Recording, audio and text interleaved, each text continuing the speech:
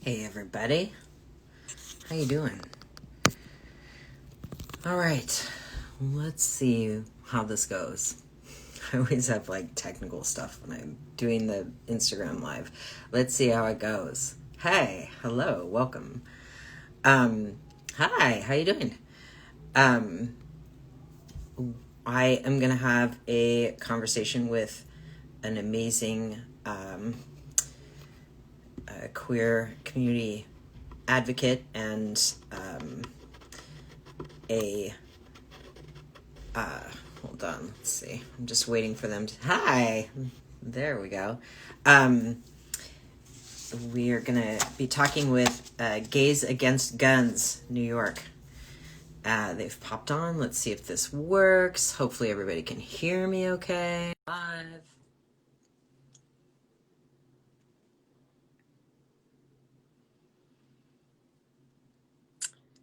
Hopefully this does it. Hi. Hey, Brigid. How are you? Good to see you. Can you hear me? I can. Can you hear me? Can you hear me? Yep. So good to see your face. How are you doing? So nice to see you. It's been a long, long time. I know. This is just crazy. Oh, Look how long your hair is. I can't get over it. yeah, don't you find COVID is making you do a lot of things like long term that you're like, I'm pushing my boundaries, like to get a haircut, all those things. Yeah, no, I have definitely I've made a lot of changes during this year. It's been kind of crazy. And at the beginning of it, I saw a lot of like old coping mechanisms coming back up that I was like, what do we do? Like, oh no. Like we don't do that. It's been a Self-awareness is big. yeah, it's been like I'm living by myself right now, so yeah, yeah. self-awareness is like pretty much all I got right now. Aside from, filtering social media and everything that's going on. Crazy town. Yeah, I've been living up at Abby's for quite a number of months, but she's been all over the place and like with her folks and stuff and was in California, so it's mostly her cat in here. Well, I was contemplating a pet. Yeah. So, no. Dogs are way more better protection than guns, to get back on topic. It, very, very It's true. the things that have come up in all of the research. So Yeah, I mean, absolutely. just something to help you, Yeah. Hey, Abby. Abby, hi. Cool. All right, now we've got some people in here. So I'm so thrilled that you were willing to come on and chat with us. Yeah. As you know, I personally am a fan of the work that you do and a supporter, but um, you know, I think this is a great way to get the word out and to get more people involved and aware of the organization. Because the things that you do and the way you've chosen I'll let you talk about it, but you've chosen an exceptionally powerful medium in which to get your point across a lot of the time, that I think really resonates with a lot of people and creates a layer of real, because when we look at numbers or we look at just stats or things like that, it doesn't always have the same impression on people as when I've seen installations from your group of how you represent the victims and the dead. So I'll let you talk a little bit. I mentioned that we're talking tonight with Brigid Mary McGill from Gays Against Guns, and it's an amazing organization. And you have I hadn't looked at your Facebook page in a while because I just see stuff on my own feed, but it's great. There's over 16,000 members on there, which is awesome, and I'm sure it's growing all the time. But I'll let you talk a little bit. I also, just to give context for everybody, so this organization was originally started, I believe, like right after Pulse, correct, in Orlando, and it was a direct response to that massacre, and it's just evolved so incredibly from there. So I'll let you take it away and talk a little bit more about the organization and how you're involved. Yeah, Gays Against Guns was definitely born from, what we see every time our community needs to congregate, which is a lot of people outside of Stonewall in New York City, talking. And I walked through there that night. I had just returned from Fire Island and, at an event where full of queer women, and so it was quite shocking to like be on the Long Island Railroad headed back with a friend and start getting this news of what had happened and everything. So people gathered outside Stonewall, and a couple of people who have been involved in ACT UP, spoke and said, we got to do something. And, people stepped up and gave us a space at the center to meet, and people came to meet, and the room was full, packed out of, into the hallways. Over 300 people showed up at that first meeting. And it was very powerful, and it brought, like you said, a lot of creative people from the queer community who have ideas about how to get messages across that are not about politics particularly, or speaking a particular language of politics, or government, or legislating, more out of the box ways, not only to get a message across, but also to feel better, because I think creative people cope better when they have outlets with which to express, what the fuck is driving them nuts, like we best, what's now been 4 years. And right after the Pulse massacre happened, it was followed up immediately by the election, the massacre at the high school in Florida, but also, and we were very aware from when we first started, the murdering that's happening in our streets right here locally, So it took a couple of big events in order for people to really start to say, hey, like we were the March for Our Lives march in Washington, D.C., which was tremendous, as Gays Against Guns, right? And we created a playground. We were there to support. We gave an opportunity for people to come, to play, to express themselves, to honor the dead. I can talk about our human beings and such, but it was just very cool to have kids come up and go, oh my God, you're Gays Against Guns? I'm gay. I'm against guns, Mm-hmm. or even to be like, you're a real thing. Yeah. We just thought it was like a cool tag, Gays Against Guns. And like they had signs that they had made. Yeah. But realized that we were actually a thing. And, Gays Against Guns is a thing. And we love our acronym, GAG. It's perfect. It's like, GAG a lot. But, it doesn't mean that we are exclusionary, because we are an all-inclusive group that welcomes everybody to come. It's allies as well. Exactly. We don't differentiate, and there is no, and we recently got our 501 status, so we are a legitimate nonprofit of our own. Oh, that's amazing. A local church giving us the opportunity to exist up until now, but now we are, and so we're turning into more of an official organization. But our grassroots are very important to us, and our community is very important to us. And so listening to ideas and having, like right now we have a meeting going on at GAG, and our GAG meetings are every other Thursday, and right now we're doing them online. And the number one thing we want is people to come, introduce themselves, tell us what they do, whether it's, they paint murals, or they sing, or they write grants, or they like to, whatever, dress up, who knows? Whatever it is that you can bring, we'd love to have you, because it really takes a commitment of collaboration to make anything happen. And, we see that now. And so we have a lot of chapters now across the states. Anybody that wants to make one can call us and get in touch with us. We'll send them a little kit. We're really just takes energy of people to make things happen. So.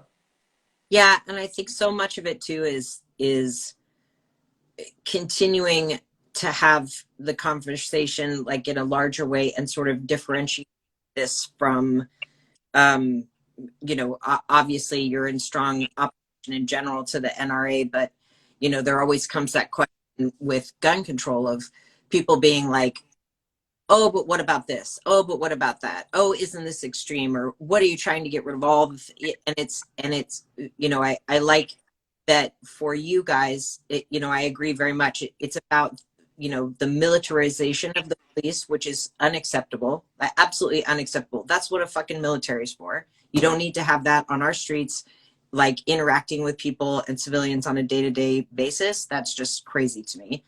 And about, you know, automatic and assault, like actual war weaponry is what we're talking about, you know, and having just a stronger, you know, I think they're absolutely, the fact that there's not a no buy list, like like an international no buy list that just somebody name is that their name isn't on it and it doesn't pop up when they're trying to buy a gun anywhere is Like insane. Right? You're not going to fly anywhere. You're not going to buy a gun anywhere either. Yeah. And the fact is that an awful lot of bills are sitting on Mitch McConnell's desk right now and have been waiting and waiting and waiting and waiting to be signed that could make a dent. But I think that the real bottom line and what we saw yesterday is it's about white supremacy. Yeah. And it is about the culture of racism that this country was founded on. And people need to understand, number one, more guns equals more death. Yeah.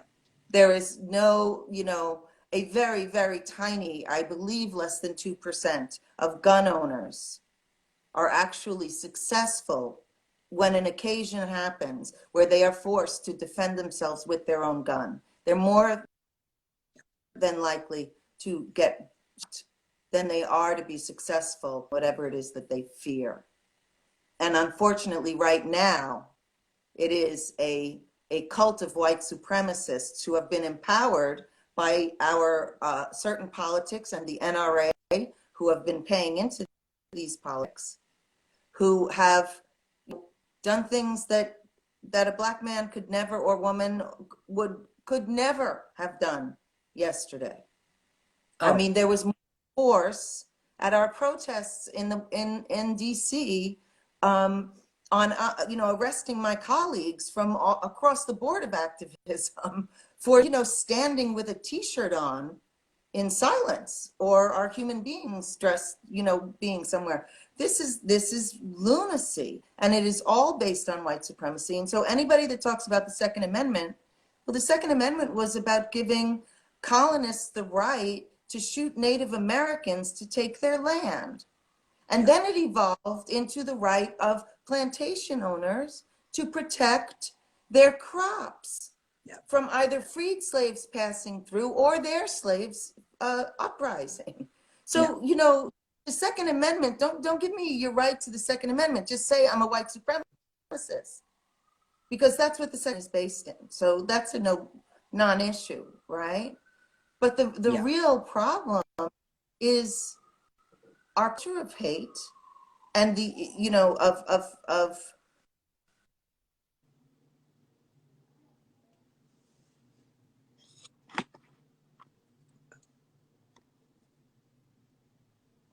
being accessible. You froze on my end just for a second. I saw you move around. So just repeat the last thing that you said, because I want to make sure, just in case it was frozen for anybody else also.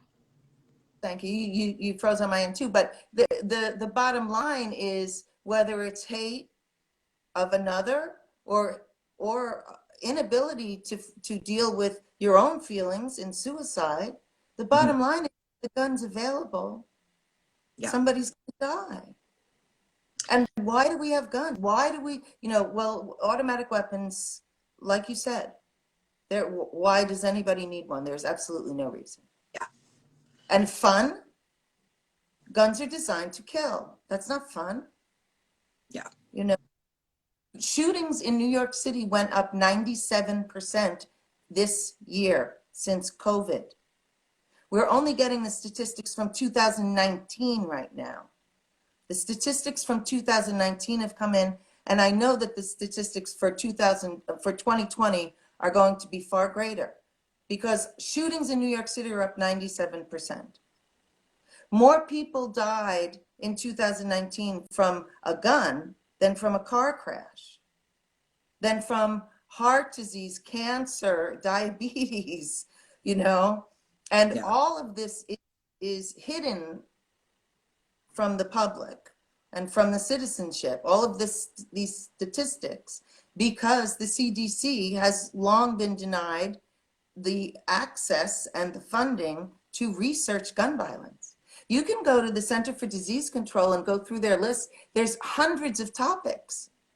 Yeah. Death by tripping, hurting yourself from ingesting something, all sorts of very valid things that should be researched. But guns are not on there. This is the first year that guns are on there.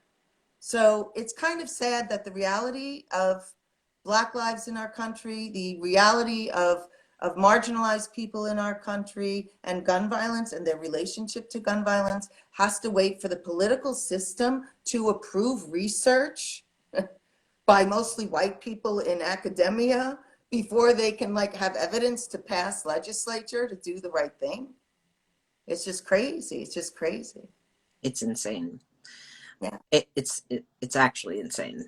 I was looking at the events that took place yesterday, and I just couldn't help but keep thinking it was less military force than when I got stuck after curfew. I guess it was in in July when the Manhattan was on the shutdown because of protests, and I got caught downtown. And was having a hard time getting back up to Harlem, and the amount of force and presence on the streets and the way in which people were interacting with people was so much more intense and so much more extreme than anything that I saw presented yesterday that I was just like, what? Yes, it was abhorrent. Yeah. Yesterday, Capitol Police, who everybody should know, do you know who they follow? Do you know who gives the Capitol Police their orders? Mitch McConnell. Yeah. Yeah. The Capitol Police were taking selfies with white supremacists on Capitol grounds. Yeah. It's just, this is absolutely abhorrible. And I think that, Gays Against Guns, we often are, I have conversations with people, let's say. I won't speak for all of us on Gays Against Guns, but I will speak for myself in that we are, in the tradition and through the inspiration of ACT UP, we are rebels. We make a scene, we're obnoxious, we talk, we speak truth to power. We go in and we hold people accountable. Our motto is name, blame, and shame. Right, FedEx and many and Hyatt hotels and Hertz cars. Those are all corporations that used to give discounts and benefits to NRA members, and they stopped because of the obnoxiousness of people like Gays Against Guns and March for Our Lives. Because we're not being polite about bringing attention to it. And I love that, that you, Liz, say that you saw us because of our human beings, right? Yeah. Because we give people pause. And if people can pause for long enough, whether it's to be shocked or to feel the beauty, to feel sad, to say what it is they pause for, it gives us a moment to send them away with something to reflect on. And gun violence is in a part of every part of America right now. It's an epidemic. So, we can talk about gun violence related to anything right now. Yeah. Yeah. And I think that the medium, I think it's really powerful to use sort of this medium of artistry, especially the individuals representing a person who is actually lost, because I do think there starts to be a disconnect. The more that we get desensitized, and we're seeing this is happening all the time, and even crime like in New York City, You know, I've had people that live outside of New York City in the past, like years ago, be like, but how can you even live that, you know, like there's so much crime. And I'm like, no, there's not that much crime. And it's just like, I think about that and just how, and that's just from exposure, right? Like from me being around it and being like, well, that's the risk you take. And there's a certain level of that anywhere where you're in a big city, etc., or anywhere. Right. But it seems to be people fixate about it more in large cities, right? Um, Right. but I think about that, and I think about how desensitized we've become over the last 10 years to mass shootings, and that every time it was happening so frequently last year that people literally were like eye rolling and just being like, oh my gosh, there's another, you know, another school was shot up and all these things. That's crazy. It's all the time. And you know, I think it's hard to not get desensitized at a certain point, and with the type of coverage that it gets. So taking it out of that sphere and making it extremely individualized and very personalized and putting it right in that moment to challenge how someone is thinking about it, even if it's just to sort of like jar them, to remind them like this is actual people. Every single one of these numbers is a human being. That it's really, really poignant. And I feel like it really works a lot better than when people try to do like larger scale sort of scare tactics or blanket statements like all of this is this, or, you know, I think people shut off to it. They tune out to that at Yeah. this. And also that, you know, because gun violence is an epidemic, you know, there are large corporations like Bloomberg funding organizations like Everytown and Moms Demand Action. You know, every tragedy that happens births another gun violence prevention group Mm-hmm. based on demographics of that group that was murdered. Yeah. Newtown Action Alliance. Children shot dead in their classrooms. Yeah. And everybody thought it would stop then. And since then, we have March for Our Lives, we have Gays Against Guns, we have, you know, so many organizations. And many of those organizations, we at Gays Against Guns know and trust and communicate with and collaborate with, because we know they're doing the work that needs to be done to get the proposals in, to get the Yeah. bills in, get the senators on board, to get they're lobbying. They're doing those political things. They're following that process. And only because we know that they're following their process, we can like be in the face and really be obnoxious Yeah. because get people to understand that this is in the works. We're trying. Yeah. All of us in the PP movement are trying. And I think that right now, our efforts really need to be put towards the Black Lives Matter movement and getting their grassroots on the ground organizations like Life Camp and Youth Over Guns and Gunshots, Jump Shots Over Gunshots, and all of these youth groups and mentoring groups that are in our city and in all the cities in America that we speak of, who are helping those who are living in it. Because it's not just the people that die. We honor the people that die with our human beings, and we give pause and recognition, and we get attention.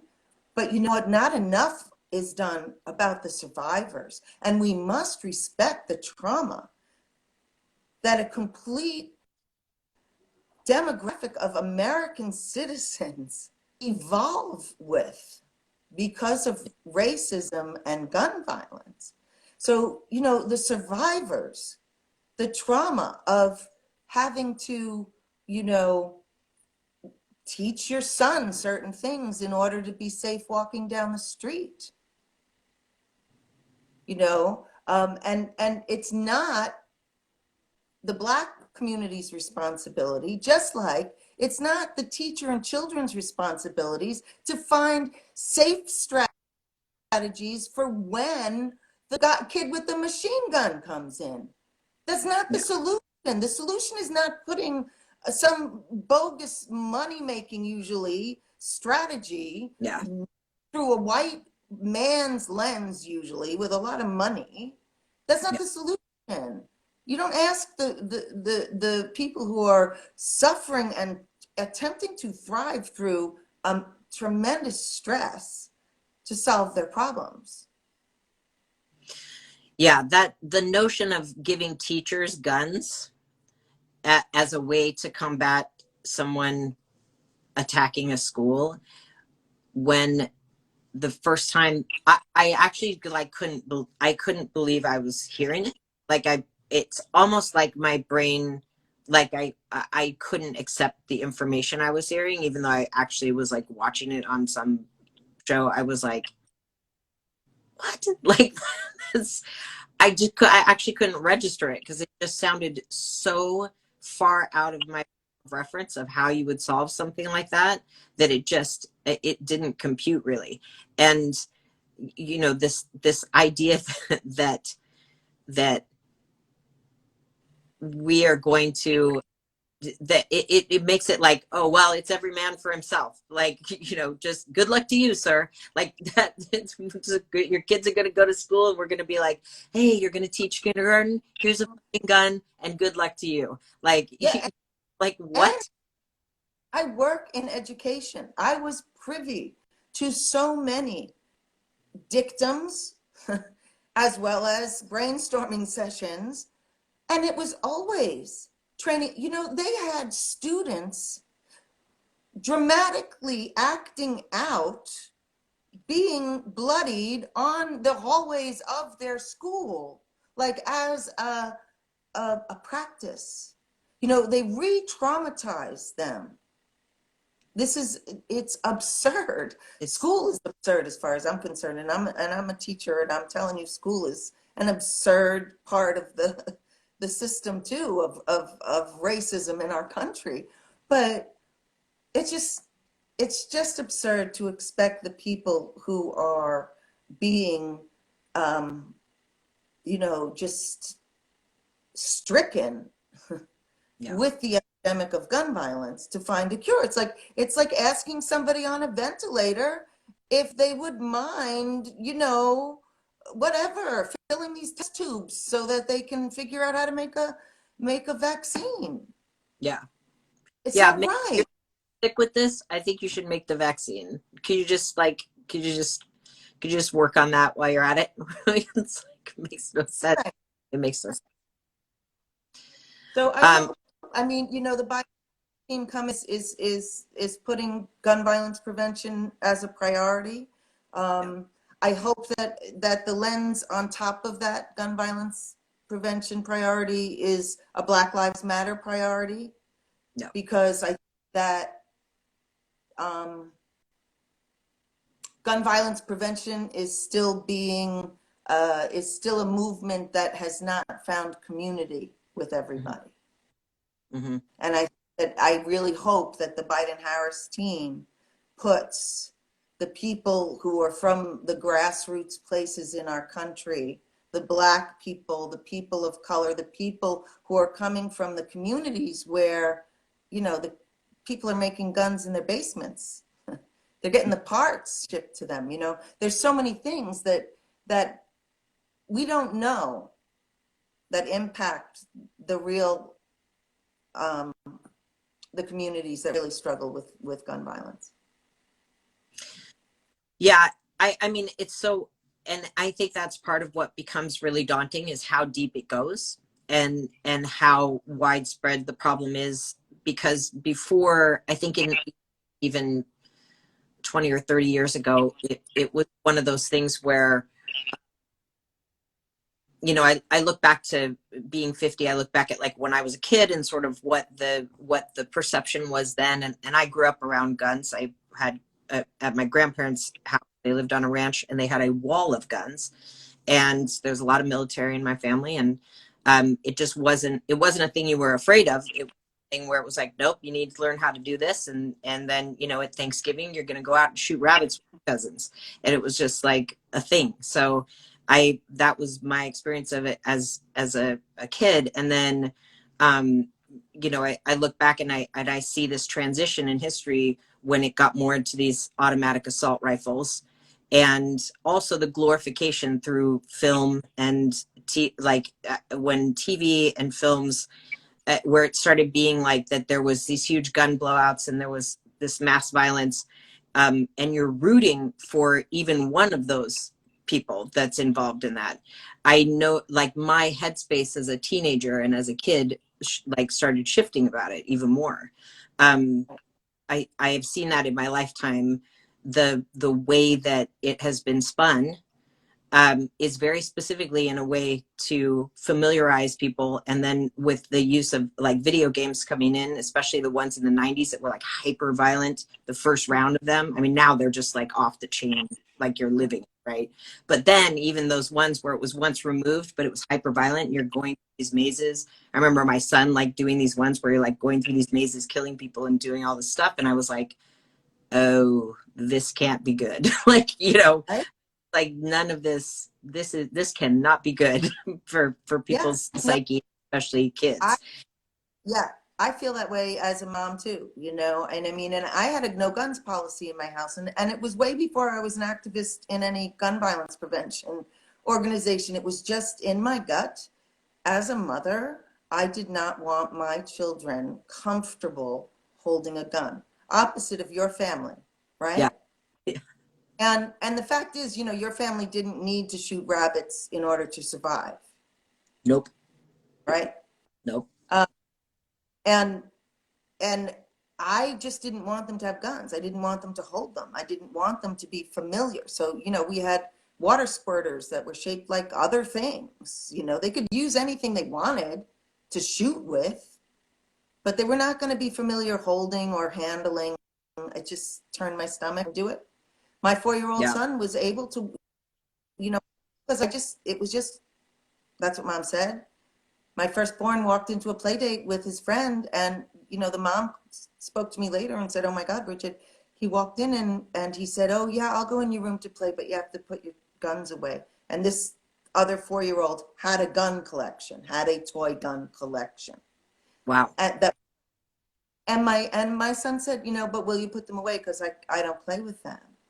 Mm. And the kid was like, oh, okay, you know, fine. And they, you know, and whatever, they worked it out.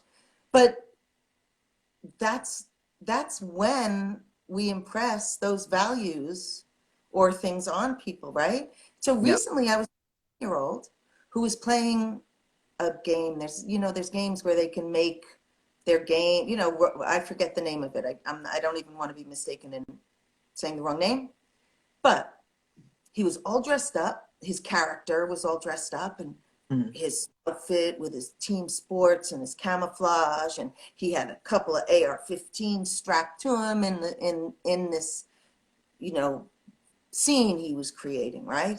Mm-hmm. And then he's like, oh, I could, you know, I could just go over here and get some burgers, and he walks into the McDonald's in the game, and he says, oh, where'd everybody go? And I said, well, maybe they didn't want to serve somebody walking into their restaurant with 2 AR-15 strapped to him. And he looked at me like, what are you talking about? Why wouldn't they want to serve? You know, like, it was to this 10-year-old who's very used to playing all of these games,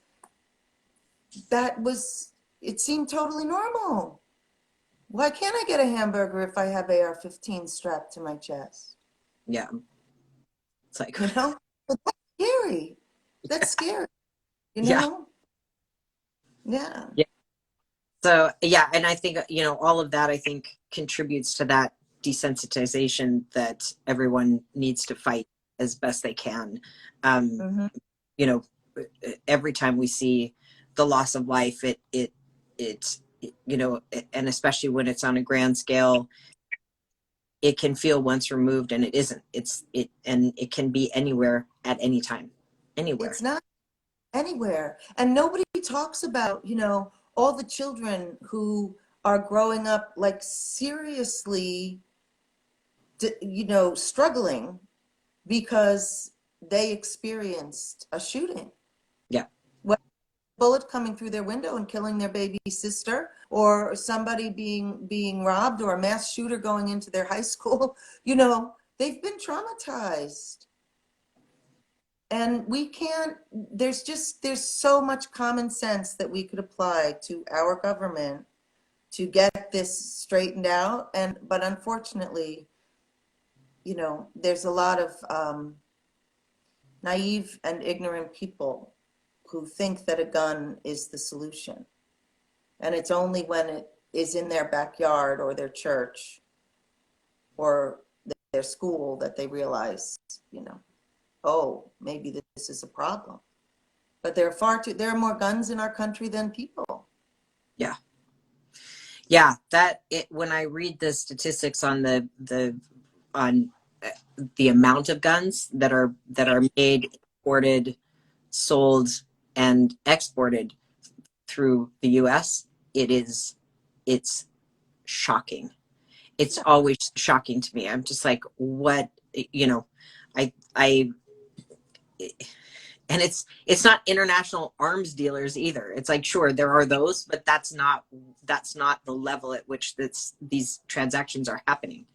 It's much, much more widespread than that. It's crazy how granular it goes. And then people in a position of feeling then they have to defend. So, you know, seriously, people who are teaching their sons how to keep both their hands on the wheel when they get pulled over for perhaps not stopping at a yellow light or whatever's going on. That young Black men have to be taught about how to behave in a situation are peaceful. They don't, you know, they're peaceful. They're how to stay alive. But after what happened yesterday and what's been happening this whole year, it's getting very, very scary. And then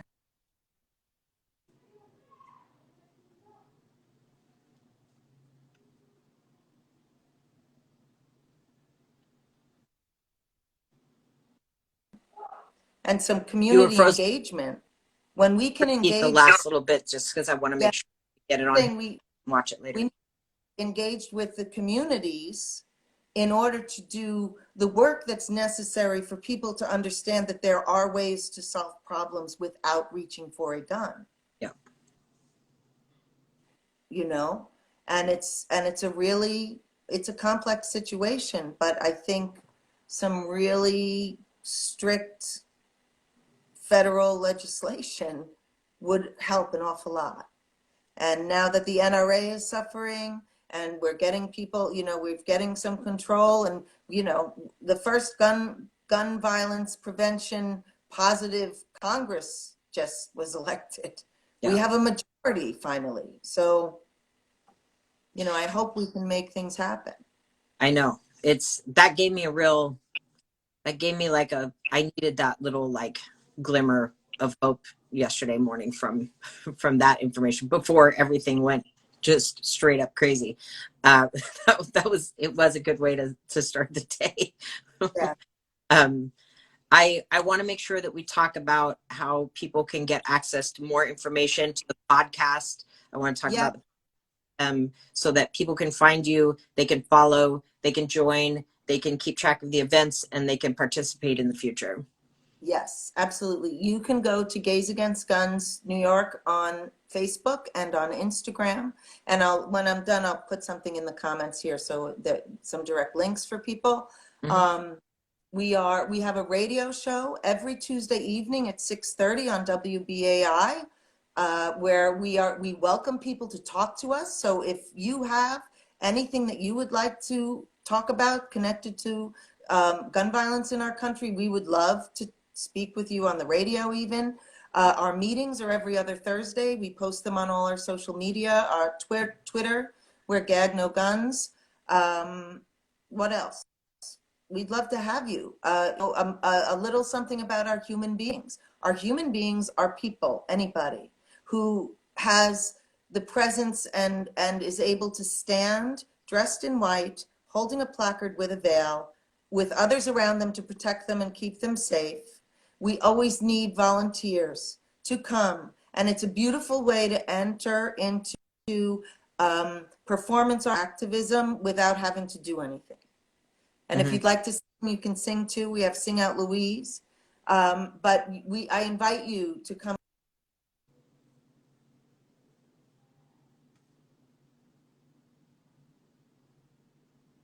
gagsignup@gmail.com. And we'd be happy to let you know, we're not that often out and about due to, we are online and doing things online and trying to make our way. Well, I'm so appreciative. I will put your ads and your tags on when I'll post this onto our Instagram as well, and it'll be archived on our IGTV. And then we'll probably put it on our YouTube as well. So I'll make sure to put all the tags in there also. And then I'll have Drew do a follow-up as well, putting your information on our stories so that if people just want to see it like one more time so they can know all the ways to get in Yeah. touch. If you don't want to get off your couch, just share our stuff, tag the people that you know that can, make something happen in their community or have connections to policymakers and whatever, we can do an awful lot as a community online, even if we're not in person during COVID. Yeah. I see people writing on here. Hi, Giovanni, also. Wells, Maine. All right. Yeah, I was just saying I'm going to post this session on our IG, and I will put the handles for how you can get involved in your area. That would be amazing, and we can put you directly in touch with Brigid and the organization. Absolutely. Awesome. All right. Thank you so much. I really appreciate it. I kick We ass. didn't even talk about underwear, and I really wanted to. What? Because I love what Playout does. I really do. Oh. So I will say good night to you with a question, which is, when are you going to do the kiddies undergarments? Because we need some gender fluid children's undergarments. It's very important. I know. I need to figure that out. And sadly, my biggest concern is censorship in my advertising, because Right. people don't want an association with children and queerness. It's very hard. It's very hard to get the word out.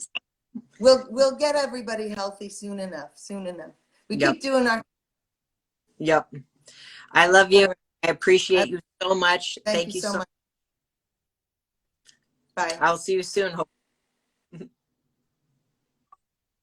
Okay. Bye.